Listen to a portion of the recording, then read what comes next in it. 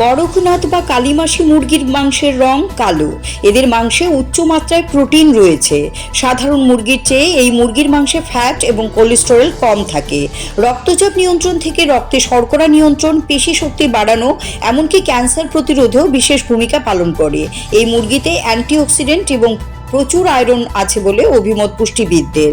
এই মুরগির মাংসে শতকরা 1.94% ফ্যাট রয়েছে, যা অন্য প্রজাতির মুরগির মাংসের তুলনায় অনেকটাই কম, কিন্তু প্রোটিনের মাত্রা প্রায় কয়েক গুণ বেশি।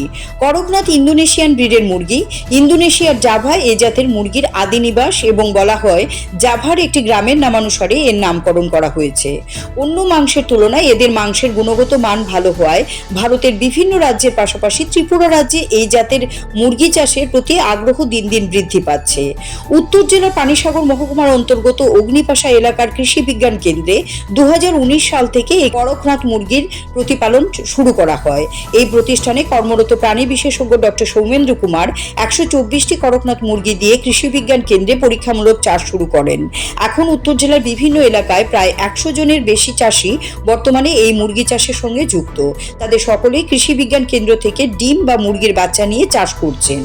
রাজ্য জুড়ে এখন তীব্র গরম চলছে, ফলে মুরগির চাষিদের মুরগি পালনে ব্যাপক সমস্যা হচ্ছে।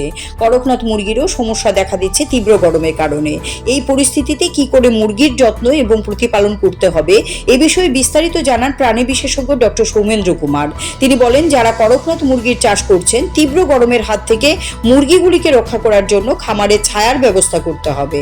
সেই সঙ্গে খামারের ভিতর পর্যাপ্ত সংখ্যায় ফ্যান লাগাতে হবে। ঠান্ডা জল মুরগিকে খাওয়াতে হবে। গরমকালে অনেক সময় বাতাস প্রবাহিত হয় না বা বিদ্যুৎ থাকে না।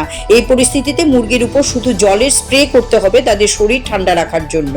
গরমের হাত থেকে বাঁচার জন্য ইলেকট্রোলাইট জলে গুলে মুরগিগুলোকে খাওয়ানো যেতে পারে। সব মিলিয়ে তীব্র গরমের হাত থেকে করকনাথ মুরগিকে বাঁচানোর জন্য এই সময় বিশেষ সতর্কতা অবলম্বন করতে হবে বলে জানান বিশেষজ্ঞরা। প্রথমে আমার নাম হইল ডক্টর সৌমেন্দ্র কুমার। আমি কৃষি বিজ্ঞান কেন্দ্র উত্তর ত্রিপুরাতে কর্মরত।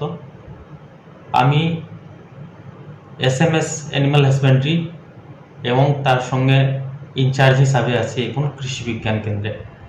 তো করকনাথ আমরা 2019 সালে আনছিলাম, কোভিড আরম্ভ হওয়ার আগে।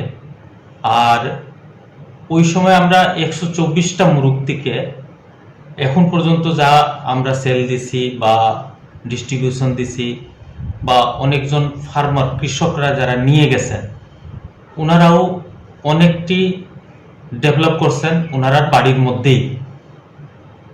এরপরে আছে দেখেন, এইটা বছরে একটা মুরগি যদি ধরে রাখি আমরা, ফিমেল যে আছে মোটামুটি 1 কেজির কাছাকাছি হয়, আর ম্যাক্সিমাম ওয়েটটা আপনার 4 থেকে 5 মাসের মধ্যে গেইন করে মুরগিটি।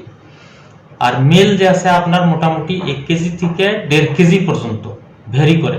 এইটা আবার আমরা যে খাওয়ানগুলো দিই এটার উপরেও ডিপেন্ড করে।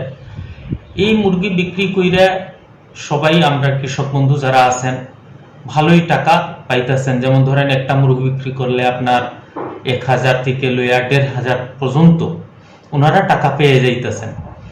তাছাড়া আছে ডিম বিক্রি করা। ডিমও বাজারে যে ডিমগুলো আছে এইটা থেকে অনেক ভালো দামে বিক্রি হয়।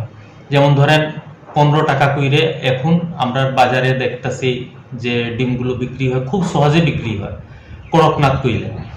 কারণ হইল দেখেন, অনেক আগে থেকেই আমরা জানি বা করকনাথের কিছু বিশেষ গুণ আছে। যেমন এইটার ডিম হোক বা মাংস হোক, প্রত্যেক 100 গ্রামে আমরা 25% মানে protein pi. CRI TV, channel for news and entertainment.